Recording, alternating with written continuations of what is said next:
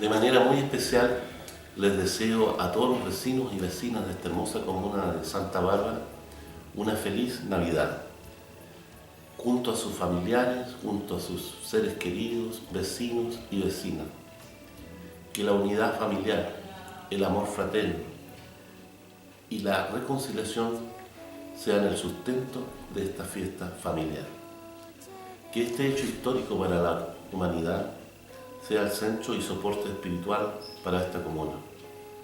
Esperamos que sean unas fiestas sin mayores sobresaltos, un llamado a la prudencia, sobre todo cuando se trata de una fiesta familiar donde todos deseamos pasarlo bien y en unidad familiar.